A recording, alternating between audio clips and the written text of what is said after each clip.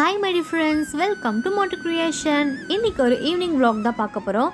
இன்றைக்கி என்னோடய மாமா என்னை ஒரு கேள்வி கேட்டார். அது என்னன்னு பார்த்தீங்கன்னா, எப்போ பார்த்தாலும் கடையிலே நான் வாங்கி தரேன், எனக்காக வீட்டில் எதுவுமே செஞ்சு கொடுக்க மாட்டேன்னு கேட்டாங்க. சரி, ஒரு 10 நிமிஷம் இருங்க, உங்களுக்காக ஒரு சூப்பரான ஸ்பைசியான ஸ்நாக்ஸ் செஞ்சு கொடுக்கன்னு கிச்சனுக்கு வந்துட்டேன். ஸோ ஃபர்ஸ்ட் வீட்டில் இருந்த பாஸ்தாவை நல்லா வேக வச்சுட்டு அதே பேனில் 2 டேபிள் ஸ்பூன் ஆயில் ஆட் பண்ணிவிட்டு கடுகு கொஞ்சமாக ஆட் பண்ணிக்கோங்க. வெங்காயம், கொடமிளகா, பச்சை மிளகா தான் நான் ஆட் பண்ணியிருக்கேன். ஸோ உங்கள்கிட்ட கேரட், பீன்ஸு, பட்டாணி இந்த மாதிரிலாம் இருந்தால் கூட நீங்கள் ஆட் பண்ணிக்கலாம்.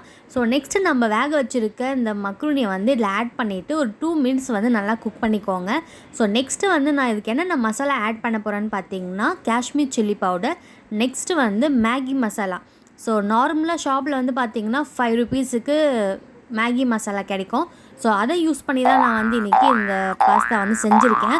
ஸோ ஃபைனலாக பார்த்திங்கன்னா லைட்டாக கொத்தமல்லிலாம் தூவி விட்டோன்னா அது வாசனை வேறு லெவலில் இருக்கும்.